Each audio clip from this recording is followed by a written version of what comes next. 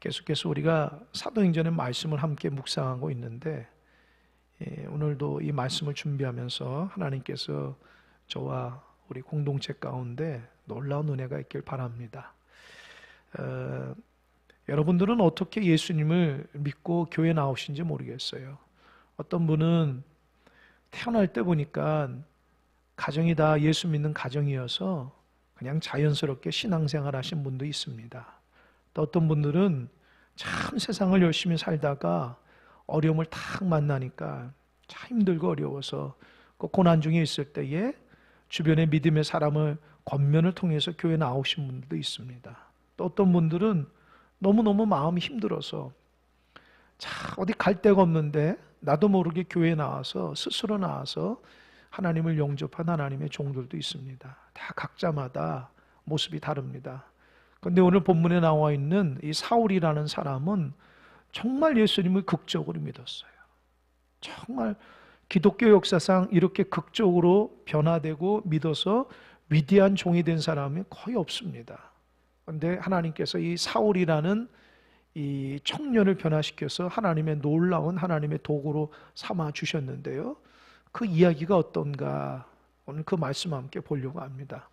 여러분, 사울이라는 청년은 예수님을 믿기 전과 믿기 후가 완전히 달라요. 사울이라는 청년은 예수를 믿기 전에도 누구보다도 열심히 율법을 잘 행한 사람이었습니다. 여러분, 율법이 613가지가 있다고 그러잖아요. 모든 유대인들이 그 율법대로 살려가는데 그 유대인들보다도 더 열심히 하나님의 말씀인 율법을 따라 살아갔던 사람이 사울이라는 청년이에요. 그 사람이 얼마나 열심히 따라갔냐면은 모든 사람들보다 아주 경건한 삶을 살았어요. 그래서 이 바리새인인데, 이 바리새인은 파리새라는 말이 구별됐다는 말이에요. 세상하고 구별된 사람이라는, 이 바리새인 중에 바리새인이에요. 또 하나님의 율법을 열심히 믿었던 사람입니다. 그런데 그가 갖고 있는 특징이 뭐냐? 그의 신앙관이 하나님을 잘 믿지만 예수 믿는 사람들을 어떻게 해요?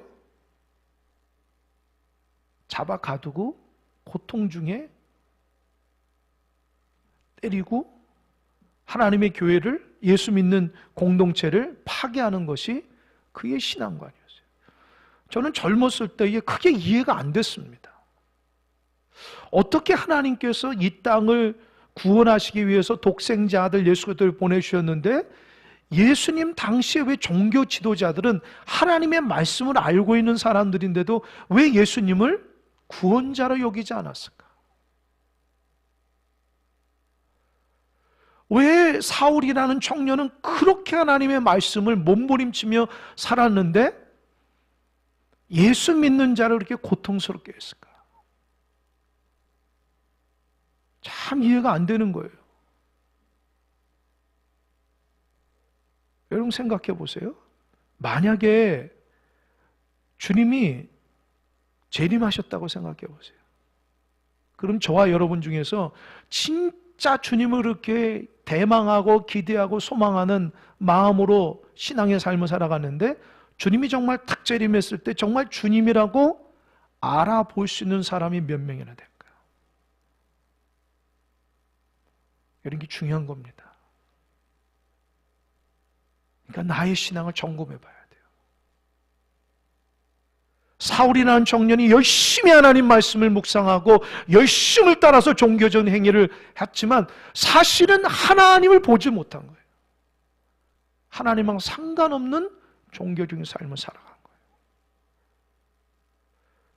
여러분, 열심히 예배하고 신앙의 삶을 살아가지만 그것이 하나님과 일치되는가를 생각해 봐야 돼요.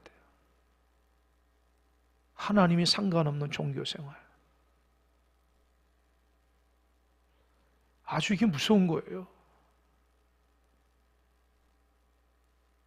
이 사울이라는 청년이 그런 신앙관이 있었던 거예요. 누구보다도 열심히 자기가 하나님을 잘 믿는 사람이라는데 정작 하나님께서 우리에게 주시는 독생자 아들 예수 그리스도, 그를 믿는 믿음의 사도들, 사람들을 보냈을 때에 그걸 보지 못했다는 거예요. 심지어는 예수 믿는 사람을 잡아가두고 죽이기까지 했습니다. 사도행전 7장에 보면 초대교회 가운데 폭발적인 부흥이 일어나서 이 교회 안에 여러 어려움이 있을 때, 구제에 대한 어려움이 있을 때에 7명의 집사를 뽑았습니다. 그죠? 그 집사 중에서 가장 으뜸되는 사람이, 성령 충만한 사람이 누구죠? 스데반 집사죠. 스데반 집사가 복음을 전하다가 돌에 맞아 죽는 게 사도행전 7장에 나와요. 근데 그 돌에 맞아 죽었을 때 그에게 돌을 던지고 그 주동했던 사람이 누구냐? 사울이라는 청년이에요. 또 사도행전 8장 1절에 보니까 스데반 집사가 죽고 나서 초대교회 가운데 어마어마한 고난입니다. 이제 예수 믿는 사람들을 집에 들어다 잡아 가두는입니다. 그러니까 성경에 보니까 사도 외에는 다 뿔뿔이 흩어졌다, 도망갔다는 거예요. 그렇게 초대교회를 망가뜨리는 장본인이 누구냐? 사울이라는 청년이에요. 근데 저는 젊었을 때에 이 사도행전을 읽으면서 왜 하나님이 사울이라는 청년을 가만뒀을까? 하나님의 사람을 고통스럽게 하고 교회를 저렇게 망가뜨리는데 왜 하나님이 가만두지? 여러분 어떻게 생각해요? 예수 믿는 사람을 고통스럽게 만들고 교회를 어지럽히고 교회를 무너뜨리는 그 악한 자를 왜 하나님께서 가만둘까? 하나님 살아 역사하시는가? 젊었을 때 그런 생각 많이 해요. 하나님은 공의롭고 정의로우신 분인데 왜 불의한 사람들을 가만둘까? 하나님 살아계신가? 어떻게 생각하십니까? 이 사울이라는 청년이 그렇게 하나님의 사람을 죽이고 옥에 가두고 교회를 어지럽혀니까 이 사람이 하나님께서 관여를 안 하니까 아나무인이 되어버리는 거예요. 자기 멋대로 하는 거예요. 그러니까 예수 믿는 사람을 다 가두는 거예요. 왜요? 그 당시 유대인 종교 지도자들이 사울한테 막 잘한다자는 칭찬하는 거예요. 그러니까 하나님의 뜻도 모르고 잘한다 하는 거죠. 심지어는 이 사울이라는 청년이 어떤 마음까지는 저쪽 북쪽에 있는 다메섹에까지 가서 예수 믿는 사람들을 가두려고 대제사장의 공문을 가지고 가는 거예요. 아주 의기양양합니다. 사울이라는 청년은 예수 믿는 사람 싹 잡아들이는 게 하나님의 뜻이기 때문에 자기는 하나님의 위대한 사람이라고 생각하는 거예요. 하나님이 참다 정한 때가 탁 되니까 어떻게 해요? 다메섹 도상에 탁 가다가 거의 다 다다랐을 때에 하나님께서 갑자기 하늘에서 강력한 빛을 주는 거예요. 이 빛 때문에 눈이 탁 감기는 거예요. 여러분, 눈이 감기니까 아무것도 못해요. 여러분, 사람이 그렇게 약합니다. 하나님께서 눈을 탁 감기니까 아무것도 못한다고요. 여러분, 사람이 육신적인 연약함 또 정신적인 문제만 하나 탁 생겨도요 난리가 나잖아요. 그러니까 우리는 하나님의 은혜 가운데 살아갈 수밖에 없는 종이라고요. 믿으십니까? 사울이라는 청년이 하나님을 잘 믿어도 예수 믿는 사람을 그렇게 고통스럽게 하는 것이 자기 신앙관이라고 생각했는데 하나님이 참다가 딱 두 눈을 딱 감기니까 꼼짝 못하는 거예요. 그때 하나님이 얘기합니다. 사울아 사울아 어찌하여 나를 박해하느냐. 사울이 음성을 듣고 도대체 누구십니까? 라고 하니까 주님께서 뭐라고 그랬어요?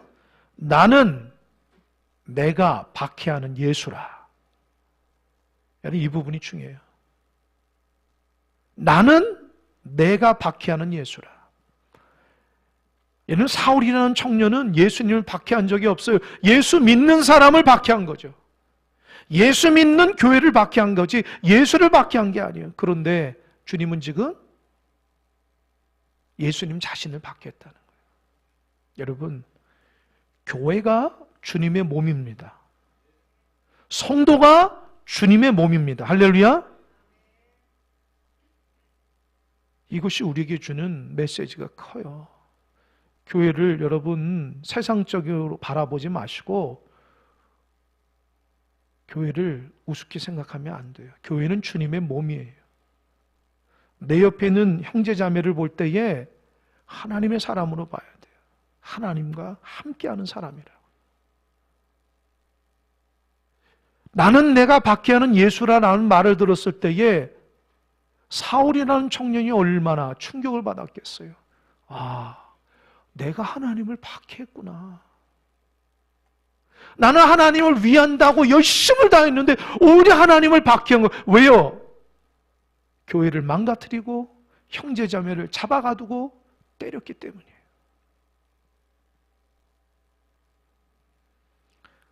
완전히 충격을 받았죠. 그리고 두 눈을 감겼을 때에 하나님께서 이 사울이라는 청년을 주변 사람의 손을 붙잡고 다메섹에 들어가려고 인도했습니다. 그리고 어느 집에 들어가서 3일 동안 먹지도 않고 자지도 않고 보이지도 않고 오로지 기도하게끔 만들었어요. 그 기도가 뭐냐? 회개기도예요. 회개기도. 여러분, 하나님이 쓰실 것 같으면 그냥 능력 있다고 쓰시는 게 아니에요. 여러분, 하나님이 쓰시는 종들은요, 첫 번째가 회개예요.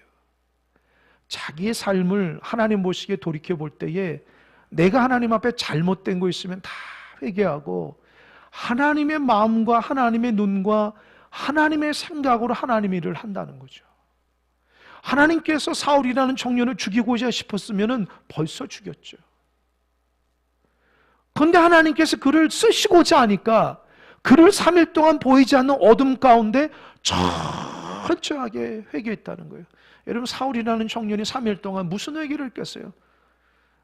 자기의 생각에 그 스데반을 돌로 쳐 죽이며 앞장섰던 그 장면이 떠올랐을 거라고요. 집집마다 다니면서 예수 믿는 사람들을 끌어내고 너 예수 믿으니까 감옥에 가두고 때렸던 그 장면이 생각났을 거예요.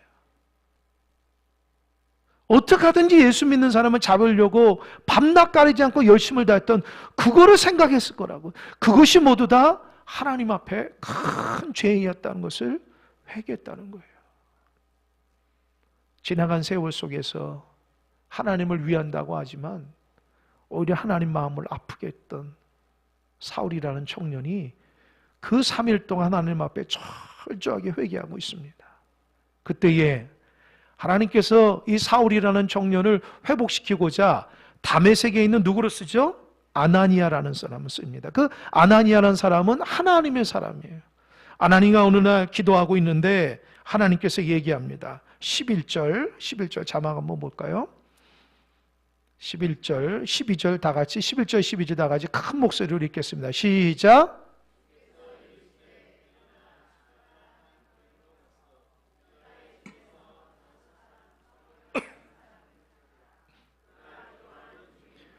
그가 아나니아라 하는 사람이 들어와서 자기에게 안수하여 다시 본 것을 보았느니라 하시거늘.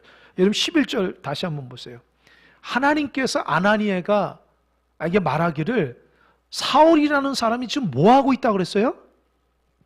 맨 밑에 좀 뭐라고 했어요? 그가 기도하는 중이라. 막 억울해서 내가 왜 눈이 감기고 내가 왜 이렇게 돼야 돼? 악을 쓴 게 아니고 철저하게 회개했다는 거예요. 그러니까 가서 안수해서 그 눈을 뜨게 하라는 거예요. 하나님이 지금 누구한테 얘기한 거죠? 아나니아라는 사람에게. 근데 아나니아가 하나님의 말씀을 들어보니까 기가 막힌 거예요. 왜요? 그 사울이라는 청년이 자기가 알고 있는 사람과 하나님이 말씀하시는 사람하고 완전히 다른 사람이에요. 13절 자막 한번 볼까요? 제가 읽을게요. 아나니아가 대답하되 주여 이 사람에 대해서 내가 여러 사람에게 듣사온즉 그가 예루살렘에서 주의 성도에게 적지 않은 해를 끼쳤다 하더니 14절 여기서도 주의 이름을 부르는 모든 사람을 결박한 권한을 대제사장에서 받았나이다 하거늘. 이 아나니아라는 사람이 뭐라 얘기합니까? 뭐라 얘기해? 하나님, 이 사울이라는 사람은 예루살렘에서 하나님의 백성을 아주 고통스럽게 해를 끼친 자입니다. 지금 이 아난이라는 사람은 이 다메섹에서도 예수 믿는 사람을 결박하려고 합니다. 그렇게 얘기하는 거예요. 그 말 중에 어떤 의도가 있는지 알아요? 하나님, 이 사울이라는 사람 지금 나 잡으러 온 거예요. 내가 지금 숨어 있어요. 사울이라는 사람 때문에 내가 지금 숨어 있습니다. 하나님 아시지 않습니까? 그러니까 다메섹에 있는 기독교인들이 초비상이 된 거예요. 왜요? 사울이라는 사람이 예수님 믿는 사람을 잡아간다고 하니까 이 다메섹에 있는 믿는 자들이 다 숨어가지고 하나님 앞에 그 사울을 위해서 기도하고 있는 거예요. 하나님, 그 사울을 벌어주세요. 그 사울 하지 못하게 해달라고 기도하고 있어요. 근데 아나니아가 기도할 때에 하나님 뭐라 해요? 야, 가서 기도해줘. 그 사람 눈뜨게 기도해줘. 아나니아는 하나님 앞에 하나님이 사울을 죽이든지 고통 주든지 벌을 주든지 그렇게 하나님 앞에 기도하고 있는데, 아나니아로부터 하나님 주신 응답은 가서 눈을 뜨게 하라는 거예요. 이해가 안 되잖아요. 여러분 우리 기도할 때에, 이런 개인적인 기도할 때에 하나님 아버지의 마음을 품고 기도하는 은혜가 있길 바랍니다. 기도할 때 보면은 내 생각 들어달라고 기도할 때가 얼마나 많아요. 아나니아는 지금 하나님 앞에 나 응답해달라고, 우리 공동체 역사해달라고 기도하는데 하나님의 뜻은 뭐예요? 사울을 회복시켜달라고 기도하고 있다는 거예요. 이해가 되십니까? 얼마나 자기중심으로 기도하고 얼마나 자기중심으로 신앙생활하면 하나님의 의도는 물어보지 않아요. 아나니아는 지옥 갈 사람이고 벌받을 사람이고 고통을 줘야 된다고 생각합니다. 얼마나 그런 무시무시한 기도를 합니까? 하나님의 뜻도 물어보지 않아요. 올해 기도생활에 신앙생활할 때 하나님 뜻은 아나무인처럼 물어보지 않는 분들이 있습니까? 다 자기 생각과 자기 마음대로 신앙생활하고 하나님의 의도와 뜻은 전혀 상관없는 성숙하지 못한 신앙인이 있습니까? 놀랍게도 아나니아 그런 사람이었어요. 하나님의 음성을 들을 정도로 그렇게 하나님 앞에 깊이 있는 믿음 생활하는데도 하나님께 물어보지도 않아요. 사울이라는 청년을 위해서 저주할 줄 알고 벌해달라고만 알지, 그 사람이 하나님의 사람이라고 물어보지도 않습니다. 우리의 신앙관이 하나님 중심의 신앙관인지 모르겠어요. 오늘 집사님 기도할 때에 참 귀한 기도를 하시죠. 내 뜻 이루는 게 아니라 하나님의 뜻을 이루는 게 신앙이라고, 하나님의 뜻대로 순종하는 것이 신앙이라고. 우리 공동체가 그렇게 돼야 돼요. 기도하는 집사님도 그렇게 돼야 되고, 모든 이 기도를 들은 우리 모든 공동체도 그렇게 돼야 돼요. 하나님 뜻이 뭔지를 알아야죠. 대체로 신앙생활하다 힘든 사람 보면은 왜 그럴까요? 자기 뜻대로 안 돼서 그러는 거예요. 하나님의 뜻이 돼야지 왜 내 뜻이 돼야 되겠어요? 여러분 뜻대로 되는 게 그거는 기독교가 아닙니다. 신앙이 아니에요. 그 우상숭배죠. 하나님의 뜻이 되는 거예요. 할렐루야. 근데 어느 순간부터 어떤 신앙생활을 했길래 어떤 모습으로 하나님을 만났기에 다 자기 뜻대로 하려고 그래요. 하나님께 물어보지 않아요. 제가 말씀을 묵상하면서 깨닫는 게 아나니아의 잘못된 점. 사울이라는 청년을 보면서 하나님 관점으로 바라보지 않고 자기 관점으로 바라보는 거예요. 원수 같은 사울, 하나님 죽이든지 벌하든지 그런 마음으로 기도하는 거죠. 근데 응답하신 하나님 어때요? 아니다. 너 가서 기도해줘. 너 그 사람 눈을 떠줘. 그러면서 이유를 말합니다. 15절 16절입니다. 큰 목소리로 함께 읽겠습니다. 시작. 주께서 이르시되 가라, 이 사람은 내 이름을 이방인과 임금들과 이스라엘 자손들에게 전하기 위한 택한 나의 그릇이라. 그가 내 이름을 위하여 얼마나 고난을 받아야 할 것을 내가 그에게 보리라 하시니.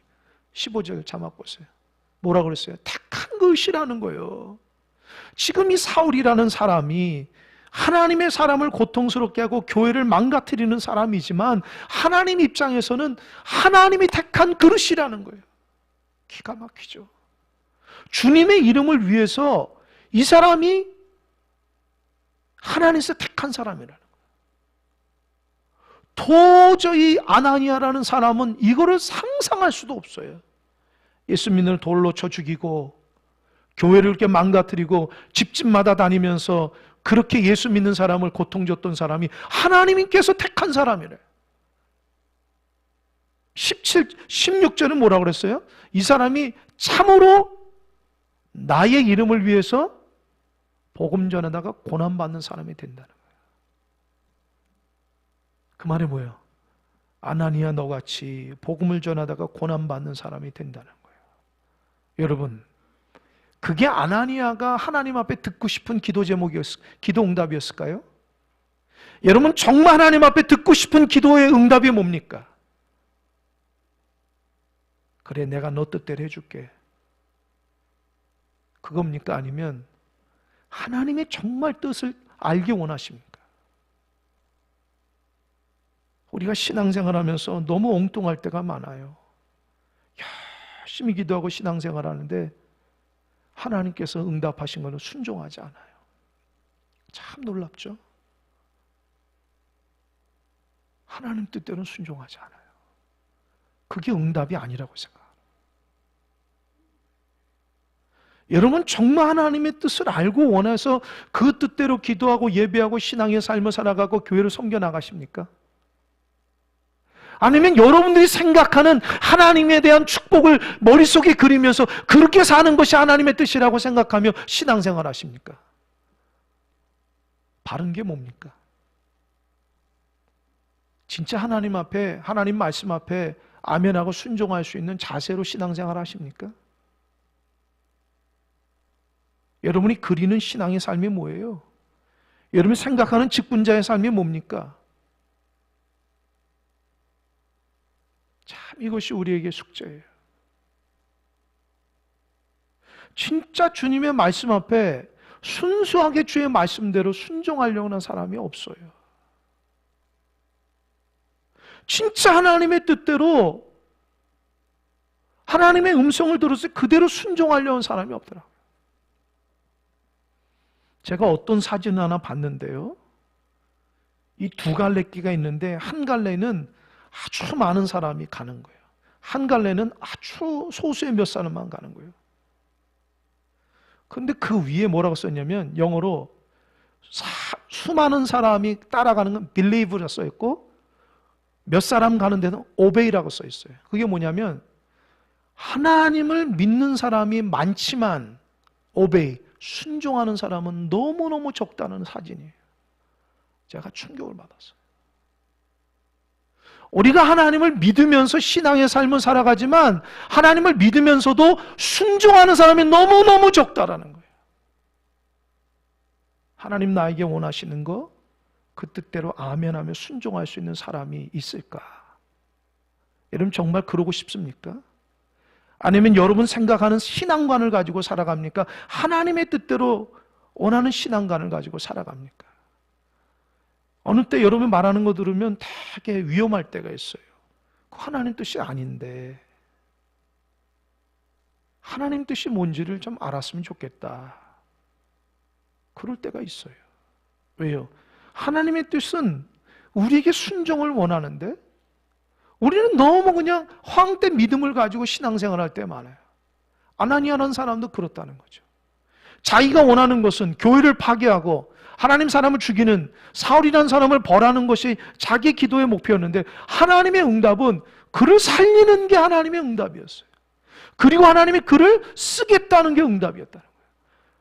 자기에게 주어진 기도의 소망이 다른 거예요. 근데 여러분, 아나니아는 그래도 하나님의 사람이었던 것 같아요. 왠지 아십니까? 17절 읽어보겠습니다. 17절 다 같이 읽어보세요. 시작. 아나니아가 떠나 그 집에 들어가서 그에게 안수하여 이르되 형제 사울아 죽은 내가 오는 길에서 나타나셨던 예수께서 나를 보내어 너로 다시 보게 하시고 성령으로 충만하게 하신다니. 보세요. 아나니아가 17절에서 하나님 나 싫어요 그랬습니까? 하나님 이게 뭡니까? 불평불만했습니까? 아니에요. 아나니아가 떠났다는 거예요. 그 집에 들어갔다는 거예요. 그 말은 뭐예요? 순종했다는 거예요. 할렐루야. 순종이 복입니다. 할렐루야. 고집이 센 사람들은 하나님하고 씨름한다. 하나님 이게 뭡니까? 이런 고집 피는 사람은 하나님의 역사를 드러낼 수가 없어요. 17절 다시 보세요. 자막 들어가서 뭔지. 제가 이 오늘 설교를 준비하면서 가장 감동받은 게 뭐냐면 17절인데 아나니아가 떠나 그 집에 들어가서 그에게 안수하여 이르되 첫 마디가 뭐예요? 첫 마디가 뭐냐고요? 따라해보세요. 형제 사울아. 우리 같으면 원수 사울이라고 얘기해야 되잖아요. 그런데 원수 사울에서 왜 형제 사울아로 바뀌었을까요? 왜요?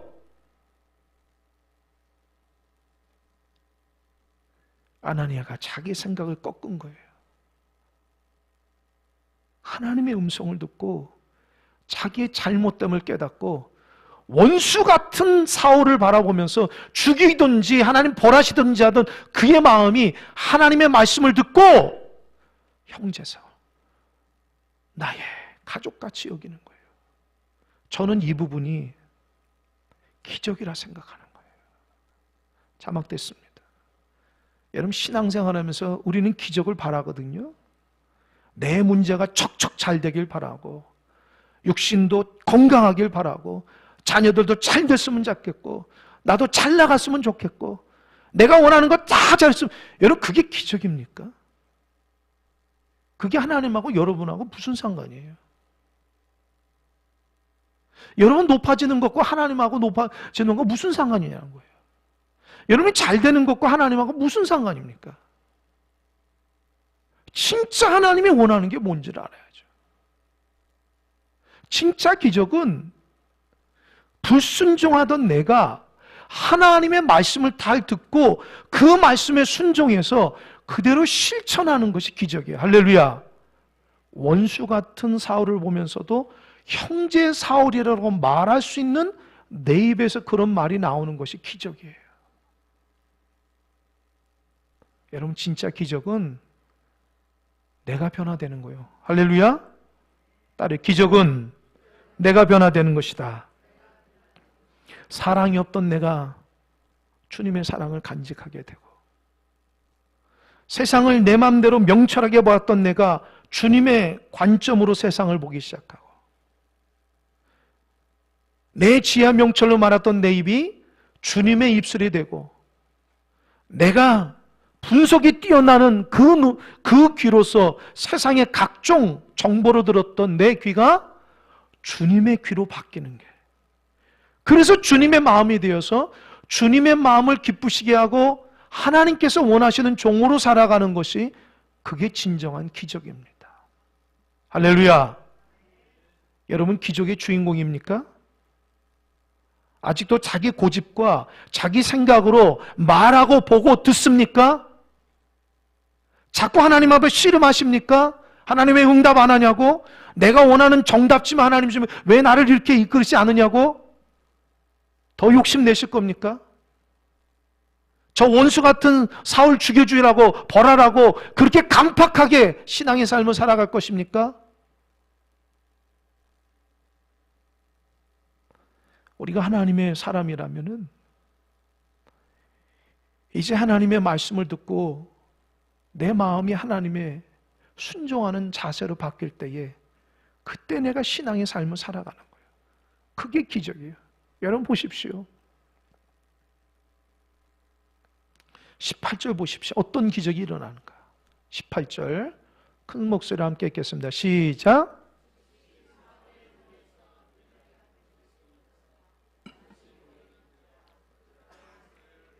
보십시오. 18절에서 형제 사울이라고 말한 아나니아가 하나님의 관점으로 그를 사랑하는 마음으로 안수했더니 누구의 눈이 떠졌어요? 형제 사울의 눈이 떠졌어요. 할렐루야. 원수 같던 사울을 형제라고 부르니까 그 사람의 기적이 일어난 거예요. 제가 말씀을 묵상하면서 굉장히 중요한 것을 깨달았어요. 우리는 우리 공동체가 기적이 일어나길 바라는데 그 기적은 내가 옆에 있는 사람에게 형제여 자매라고 외칠 때에 기적이 일어나는 거예요. 할렐루야. 연약한 구역 식구들, 연약한 지역 식구들, 우리 성도들 위해서 형제 자매라고 사랑하는 마음으로 진짜 주님의 베푸신 은혜로 형제님 자매님 그렇게 해보십시오. 그 연약한 자가 형제 사울이 되고 하나님의 귀한 자매로 바뀌는 역사가 일어납니다. 저 사람이 바뀌는 게 아니라 내 관점이 바뀌어야지 저 사람의 기적이 일어난다는 거예요. 우리는 끊임없이 하나님 저 사람 변화시켜달라고, 저 사람 엉뚱하니까, 저 사람 하나님 앞에 온전치 못하니까 좀 벌 주든지 하나님 앞에 좀 역사해달라고. 그런 사람 있어요? 자기 자신부터 변화돼야 돼. 자기 자신부터. 내가 내 옆에 있는 하나님의 사람을 형제의 자매로 받들지 못하는데 무슨 기적이 일어나요? 내 주변을 원수처럼 생각하는데 기적이 무슨 일어나겠냐. 그런 공동체 하나님 기적을 주고 싶겠어요? 나하고 다르다고 선을 긋고 원수처럼 생각하고 형제자매라고 하지 않는 그 공동체 하나님이 그곳에 역사하고 싶겠어요?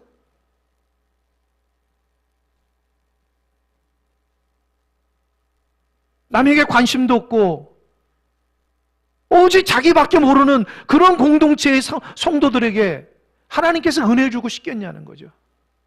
어떠십니까, 여러분? 하나님은 아나니아에게 야, 너는 원수처럼 생각할지 모르지만 나는 그를 나의 백성이라 생각한다. 너는 저 사람한테 마음이 상하고 힘들고 어려울지 모르지만 나는 그를 사랑한다. 나는 그 사람은 나의 택한 그릇이야. 내가 너를 택했듯이 나도 저 형제 자매를 택했다. 너 마음을 고쳐. 너 눈을 고쳐. 너 귀를 고쳐. 너 입을 고쳐. 너 마음을 고쳐. 형제라고 부르고 자매라 불러라. 그러면 그 사람도 기적이 일어나고 너도 기적이 일어나서 우리 공동체가 하나님의 기적의 공동체가 된다. 할렐루야. 할렐루야. 아직도 여러분 하나님께 기적을 바라세요? 진짜 기적은 내가 변화되는 거예요. 용납할 수 없는 사람도 용납해서 형제 자매라고 대할 때에 그게 기적이 일어나는 거예요. 하나님이 여러분의 하인인 줄 아세요? 여러분이 원하는 대로 다 되는 줄 아세요? 하나님 그렇게 만홀히 여길 겁니까? 하나님 이랬다 저랬다 할 거예요? 하나님 사랑이 하나님인데 용납하지도 못하고 사랑하지도 못하고 큰 사랑 공동체랑은 이름만 딱 걸쳐 있고 마음을 다 닫고 서로 담을 쌓고 하나 되지 못하면 하나님 원하는 공동체겠어요? 다 자기 자신만 보면 되겠어요? 안 되죠. 하나님, 내가 잘못했습니다. 하나님께서 귀하게 여기는 다 종들인데 내가 정죄하고 미워하고 멀리하고 형제와 자매로 보지 못했습니다. 아니 그런 나였기 때문에 공동체가 기적이 일어나지 않은 것 같습니다. 그게 깨달아져야 돼요. 정말 하나님께서 우리 공동체를 얼마나 사랑하십니까? 한 사람 한 사람이 주님의 관점으로 형제요 자매라고 외칠 수 있고 다가갈 수 있고 그래서 그의 눈을 떠주게 해야 돼요. 하나님은 내 옆 사람은 형제요 자매라고 하는 사람을 통해서 그 사람을 고쳐주는 거예요. 내 손이 주님의 손이 되고 내 눈이 주님의 입이 되고 주님의 귀가 되고 주님의 몸과 발로서 귀한 하나님의 은혜의 통로가 될 때에 내가 하는 모든 일들이 하나님의 기적과 은혜가 되는 줄 믿으시기 바랍니다. 할렐루야. 아직도 마음속에 형제자매라고 부르지 못한 자들 있어요? 회개하시기 바랍니다. 회개해야 돼요. 회개하지 않고서는 달라지지가 않는 거예요. 오늘 본문의 아나니아는 회개함으로 주님 앞에 순종해서 가서 사울이라는 청년의 눈을 뜨게 했고, 그 사울이 엄청난 하나님의 사람으로 거듭나게 됐어요. 우리도 내가 먼저 주의 사랑으로 상대방을 대할 때에 나도 기적이 일어나고 그 사람에게도 기적이 일어난 줄 믿으시기 바랍니다. 신앙생활 오래 했다고 자랑하지 마십시오. 내가 변화되고 있는가? 내가 우리 교회 안에서 형제 자매라고 부를 수 있는 사람 몇 사람이 되는 거 세어보세요. 신앙의 연수 따라서 자꾸 나도 모르는 사람을 무리짓고 멀리하고 수군수구되는 사람도 있어요. 회개하는 은혜가 있기 바랍니다. 더 사랑하고 더 손 붙잡아주고 하나님의 관점으로 한 명은이라도 부족한 사람도 세워주면서 하나님의 사람으로 만든 게 하나님의 공동체입니다. 우리 공동체 이름이 큰사랑교회예요. 큰 사랑을 잃어버리면 교회 문 닫아야 돼요. 왜요? 의미가 없잖아요. 우리가 예수 믿는 사람으로서 하나님께서 아나니아에게 깨닫게 하시는 게 뭐예요? 야, 저 영혼 불쌍히 여기고 사랑해줘라. 사울이라는 사람이 어떤 마음이에요? 내가 아나니아를 잡아 죽이려고 했는데 오히려 아나니아가 나에게 안수해서 내놓았으니 얼마나 하나님의 사랑으로 감동받겠어요. 모두 다 사랑으로 변화되는 거예요.